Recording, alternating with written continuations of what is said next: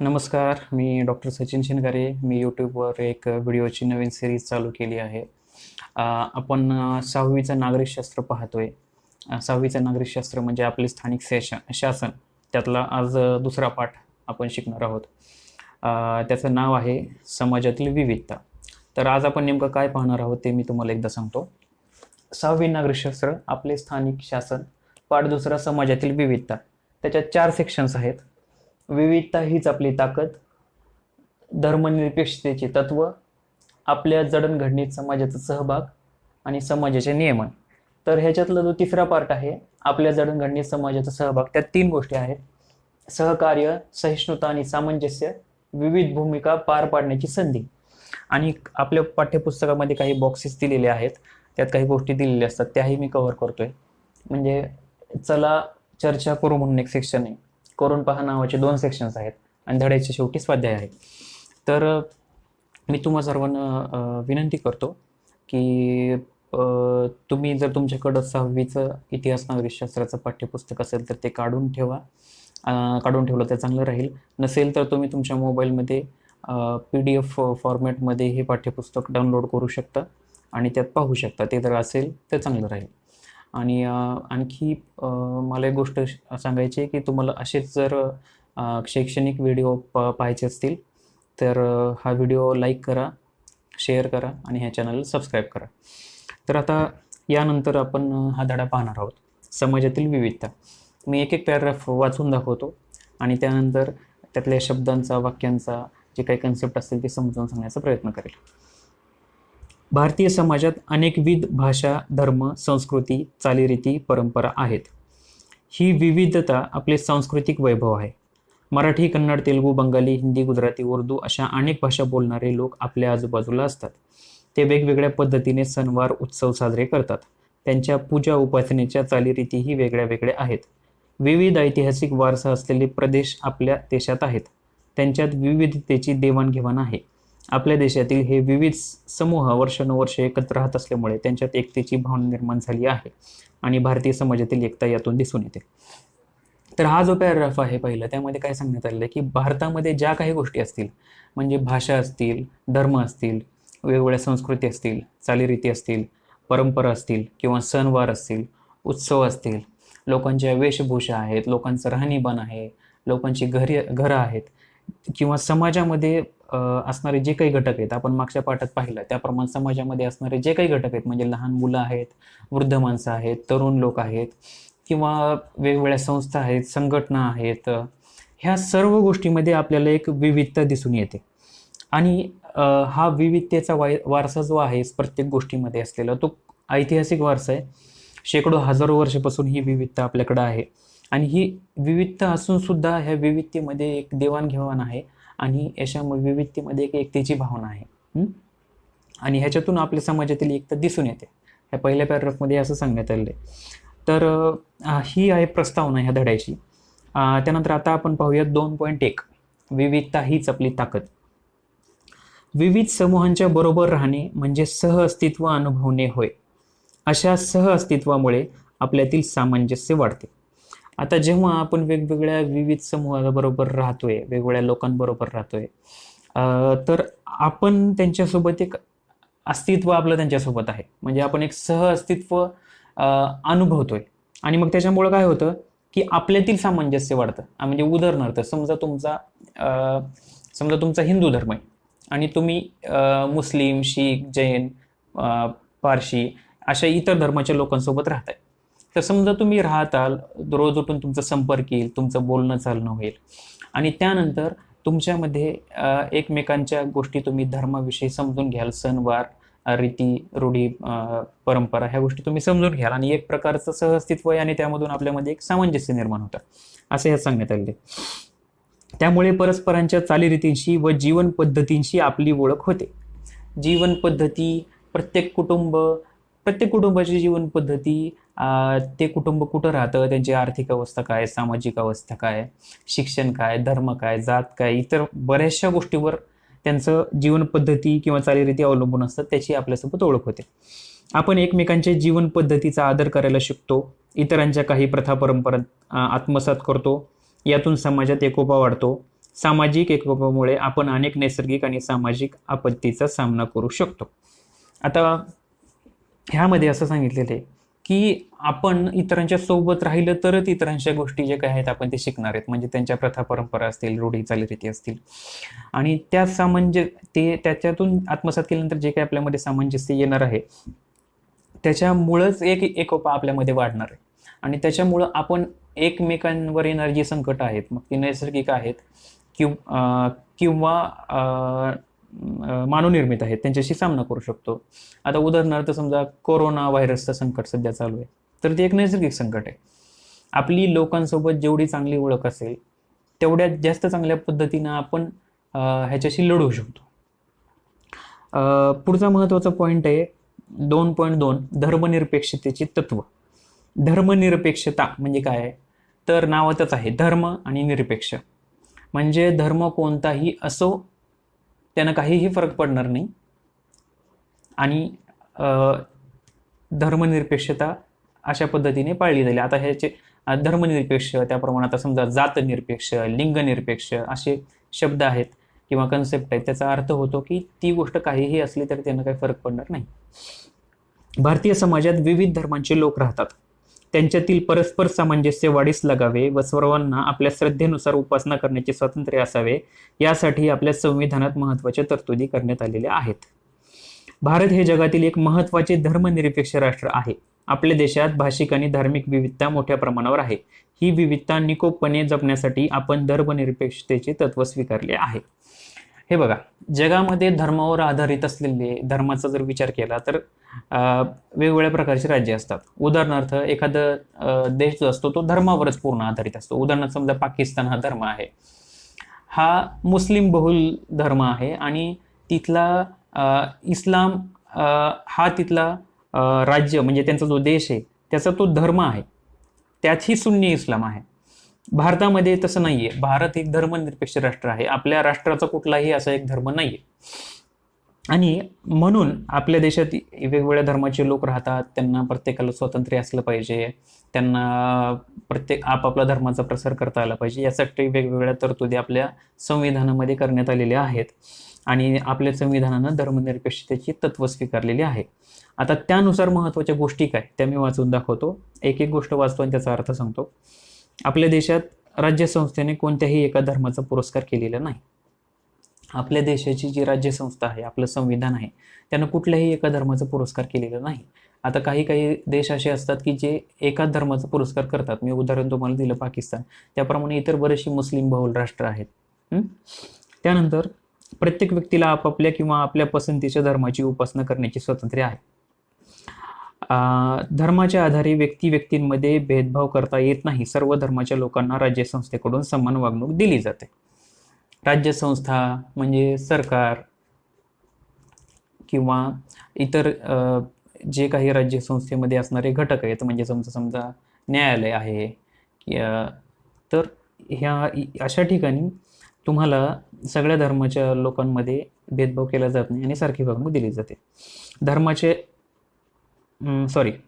शिक्षण, रोजगार, सरकारी नोकरीच्या संधी सर्वांना उपलब्ध करून दिल्या जातात. त्या धर्माच्या आधारे भेदभाव केला जात नाही.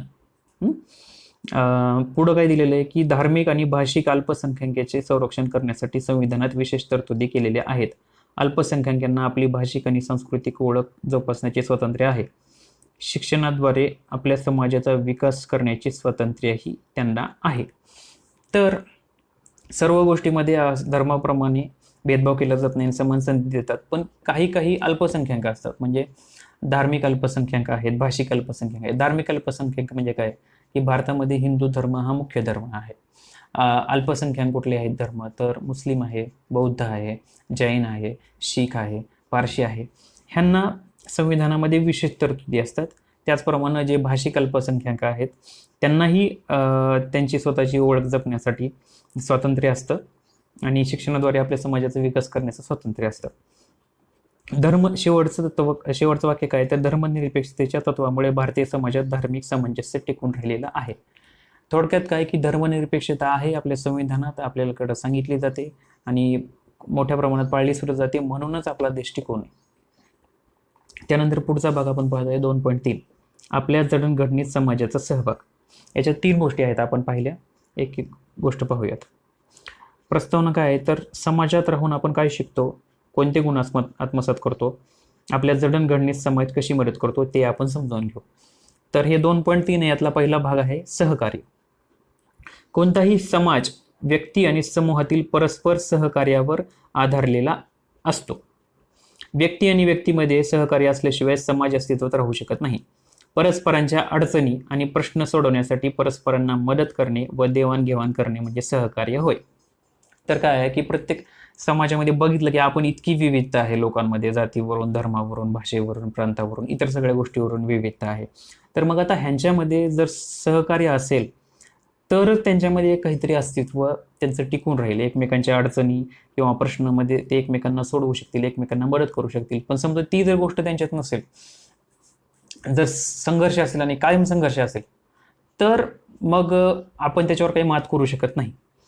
आपल्या घरातील व्यक्तीमध्ये अशी वृत्ती नसेल तर जसे आपले कुटुंब टिकू शकत नाही तसेच समाजाचे आहे. सहकार्याअभावी आपला विकास रखडेल, दैनंदिन जीवनही सुरळीत चालणार नाही. सहकार्यामुळे समाजातील परस्पर अवलंबन अधिक निकोप होते, समाजातील सर्वांना सामावून घेता येते, सर्व घटकांना बरोबर घेऊन जाण्याची ती एक प्रक्रिया आहे. म्हणजे आता ह्याचं मी तुम्हाला उदाहरण देतो की समजा आपल्या कुटुंबामध्ये एकमेकांसोबत आपण सदैव भांडण करत असतो किंवा संघर्ष असतो, तर आपल्या कुटुंबाचा आपापला विकास होणार नाही, तसंच समाजाचा आहे. आणि त्याच्यामुळं विकास वगैरे ह्या तर गोष्टी खूप लांबच्या आहेत, पण आपलं रोजचं आयुष्य सुद्धा आपण नीट जाऊ शकणार नाही. आता ह्या सहकार्याचं मी खूप चांगलं उदाहरण देतो. सध्या आपण सगळीकडं कोरोना व्हायरस पसरत आहे आणि कोविड-19 सोबत आपण सगळे लढत आहोत. तर समाजाचा जो प्रत्येक घटक आहे त्यांचा ह्याच्यात सहभाग पाहिजे. म्हणजे हे काही फक्त डॉक्टरांचं, पोलिसांचं, सरकारचं, सफाई कर्मचाऱ्यांचं, ह्याच लोकांचं काम नाही आहे. जोपर्यंत प्रत्येक व्यक्ती, प्रत्येक संघटना, प्रत्येक संस्था आपापल्या परीने मदत करत नाही, आपापल्या पद्धतीने सहभाग नोंदवत नाही, सहकार्य करत नाही, तोपर्यंत ह्याच्यावर आपण मात करू शकणार नाही. ही गोष्ट आपण याच्यातून समजून घेऊ शकतो. त्यानंतर दुसरी गोष्ट आहे सहिष्णुता आणि सामंजस्य. 2.3 मध्ये समाजात जसे सहकार्य असते तसेच कधीकधी मतभेद, वाद आणि संघर्षही निर्माण होतात. व्यक्तीमधील मते, विचार आणि दृष्टिकोन जुळले नाहीत तर वाद, संघर्ष निर्माण होऊ शकतात. एकमेकाविषयी असणारे पूर्वग्रह किंवा गैरसमज तेही संघर्षाचे कारण असू शकते. दीर्घकाळ संघर्ष चालू ठेवणे हे कोणाच्याच हिताचे नसते. तडजोड आणि समझोता यांच्याद्वारे व्यक्ती संघर्षाचे निराकरण करायला शिकतात. एकमेकांना समजून घेतले आणि सहिष्णुवृत्ती दाखवली तर संघर्ष मिटू शकतात. आता मी सहकार्य या गोष्टीविषयी बोललो, पण समाजामध्ये काही सदैव सहकार्य नसतं. कधी कधी आपल्यामध्ये मतभेद असतात, वाद असतात, संघर्ष निर्माण होतात. आणि खरोखर, कारण प्रत्येक माणसाची वैचारिक आणि भावनिक जडणघडण वेगळी असते, त्यामुळे प्रत्येकाची मतं ही वेगळी असणार आहे, प्रत्येकाची विचारसरणी ही वेगळी असू शकते, त्यामुळे संघर्ष निर्माण होतो. मग ह्याच्यातून वाद आणि संघर्ष निर्माण होऊ शकतात. बऱ्याच वेळेस एकमेकाविषयीचे पूर्वग्रह किंवा गैरसमज हे कारण असू शकतं. तर पूर्वग्रह म्हणजे काय आणि गैरसमज म्हणजे काय? पूर्वग्रह म्हणजे एखाद्या गोष्टीविषयी, एखाद्या व्यक्तीविषयी किंवा कुठल्याही गोष्टीविषयी अगोदरच आपण एखादा ग्रह तयार करून घेणं की हे असं असेल किंवा हे असं नसेल, हे तसं असेल वगैरे वगैरे, ह्याला म्हणायचं पूर्वग्रह. गैरसमज म्हणजे एखादी गोष्ट नाहीये पण ती तशी आहे असं आपण जर समज करून घेतला तर त्याला गैरसमज म्हणतात. ह्या गोष्टीमुळे सुद्धा संघर्ष निर्माण होऊ शकतात.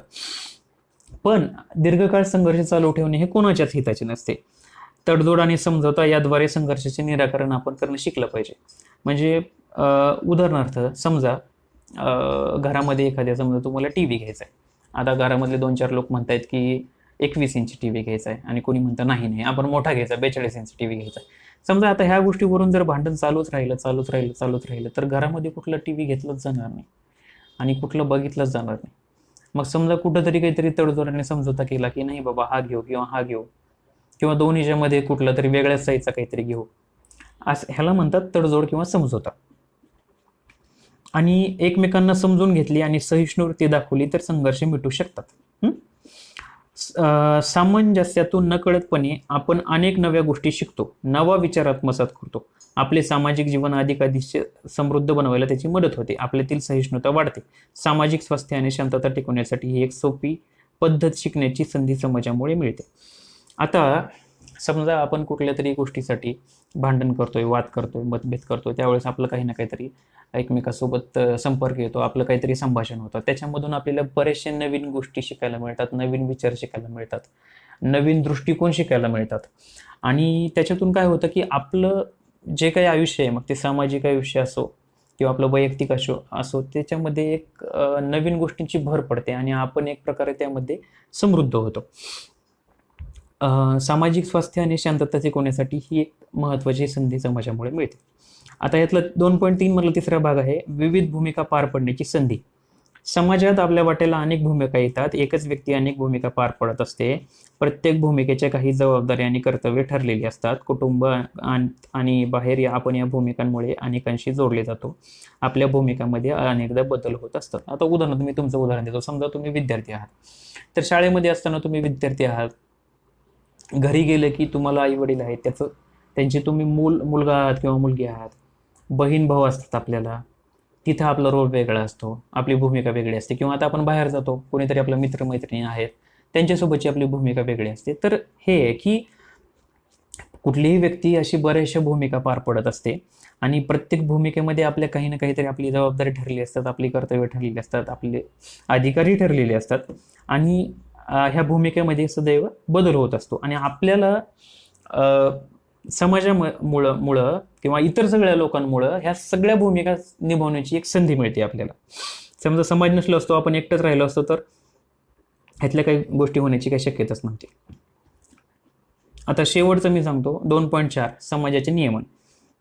समाजाचे व्यवहार सुरळीतपणे चालावेत म्हणून काही नियमांची आवश्यकता असते. पूर्वी समाजाचे नियमन बहुतांशी रूढी परंपरा यांच्याद्वारे होत असे, परंतु आधुनिक समाजाचे नियमन रूढी परंपराबरोबर कायद्यानेही करावे लागते. आता आपण मागच्या पाठामध्ये पाहिलं आणि ह्यामध्ये पाहिलं की समाजामध्ये इतके सगळे घटक आहेत, तेही इतके वेगवेगळे विविध घटक आहेत. तर त्याच्यामध्ये त्या सगळ्या गोष्टी सुरळीतपणे चालण्यासाठी काहीतरी नियम पाहिजेत. तर पूर्वी काय होतं की रूढी परंपरा असायच्या, चालीरीती असायच्या, सणवार असायचे, उत्सव असायचे, त्यामधून काहीतरी एक पॅटर्न ठरलेला असायचा, त्याप्रमाणे सगळ्या गोष्टी चालायच्या. तर आजचा जो आधुनिक समाज आहे त्यात तर ह्या सगळ्या गोष्टी आहेतच जुन्या थोड्याफार प्रमाणात. वरून कायद्याचं राज्य आहे, कायदा आहे, कायदा असावा लागतो. आणि रूढी परंपरा, संकेत इत्यादीपेक्षा कायद्याचे स्वरूप वेगळे असते. या सर्व बाबींच्या आधारे आपल्या समाजाचे नियमन अनेक संस्था आणि संघटना करतात. स्थानिक पातळीवर असणाऱ्या शासन संस्थाही समाजाच्या नियमन कार्यात महत्त्वाची भूमिका पार पाडत असतात. तर हेच मी तुम्हाला सांगितलं की ह्या जुन्या गोष्टी आहेत आणि आधुनिक समाजात कायद्याचं राज्य आहे. त्याप्रमाणे वेगवेगळ्या संस्था आहेत, संघटना आहेत, त्या स्थानिक पातळीवर आहेत किंवा राज्य पातळीवर आहेत किंवा देश पातळीवर आहेत किंवा आंतरराष्ट्रीय पातळीवर आहेत. आणि त्यांच्या मार्फत नियम बनवले जातात, कायदे बनवले जातात आणि त्यानुसार ह्या सगळ्या गोष्टींचा कारभार चालतो. तर आपण आता हे पाहिलं. आता पुस्तकामध्ये काही बॉक्समध्ये, काही सेक्शनमध्ये काही गोष्टी दिल्या आहेत, त्या मी तुम्हाला सांगतो. एक चला चर्चा करू म्हणून एक सेक्शन आहे की आपल्या समाजातील दुर्बल आणि वंचित घटकांना व मुलींना शिक्षण घेण्यासाठी आणि त्यांच्या विकासासाठी आपण सहकार्य केले पाहिजे. आता दुर्बल आणि वंचित घटक म्हणजे काय? म्हणजे समजा कोणी गरीब आहे, म्हणजे त्यांच्याकडे धन नाही आहे किंवा अन्न वस्त्र निवारा ह्या गोष्टी पूर्ण होत नाही आहेत, किंवा समजा शारीरिक त्यांना काहीतरी आजार आहे किंवा शारीरिक समजा अपंगत्व आहे, तर हे दुर्बल घटक येतात. आता वंचित घटक म्हणजे काय की जे शतकानुशतकं शिक्षणापासून आणि इतर सर्व सुख सोयी सुविधापासून दूर राहिलेले आहेत. म्हणजे समजा काही आदिवासी लोक आहेत किंवा काही झोपडपट्ट्यांमध्ये राहणारे लोक आहेत किंवा ज्या लोकांना घरं नाही आहेत, ज्यांना शिक्षण मिळत नाही आहे, मग हे सगळे दुर्बल आणि वंचित घटक. त्यासाठी शासनाने आत्तापर्यंत कोणत्या योजना राबवल्या आहेत याची माहिती मिळवा. या घटकांच्या विकासासाठी तुम्ही काय कराल यांची वर्गात चर्चा करा. चर्चेतील महत्त्वाचे मुद्दे इतर वर्गातील विद्यार्थ्यांपर्यंत पोहोचवा. तर हे ठीक आहे, बघा हे तुम्हाला जमतं का? त्यानंतर करून पहा नावाचे 2 बॉक्स आहेत, ते मी वाचून दाखवतो. हे पहिला बॉक्स आहे तो तडजोडीबद्दल, सहिष्णुता सामंजस्य त्यात आहे, त्याबद्दल आहे ते की तुम्हीही अनेक तडजोडी करत असाल. खाली तुमचेच काही अनुभव आहेत, त्यात आणखी काही अनुभवांची भर घाला. म्हणजे काही अनुभव दिलेत, त्यात तुम्हाला तुमचे एक्स्ट्रा लिहायचे आहेत. काय दिलेत ते मी सांगतो. सभागृह तुडुंब भरलेले आहे. जागा शोधणाऱ्या एका व्यक्तीला तुम्ही तुमच्या बाकावरील छोट्याशा जागेत सामावून घेता. दुसरं, तुम्हाला गिअर असणारी सायकल हवी आहे, परंतु ताईच्या फीचेही पैसे भरायचे आहेत, तुम्ही तुमचा हट्ट बाजूला ठेवता. तिसरं, शेतीच्या बांधावरून शेजाऱ्याशी सुरू असलेला तुमच्या कुटुंबाचा वाद कोर्टात न जाता तुम्ही संपवला. शेजारचं सोपान आत्ता तुमचा चांगला मित्र झाला. असे तुम्हाला काही प्रसंग लिहायचे आहेत, आठवून लिहू शकता तुम्ही. पुढचा एक सेक्शन आहे, करून पहा एका हिरव्या बॉक्समध्ये. त्यात काय दिलेलं आहे की विविध भूमिका पार पडण्याची संधी.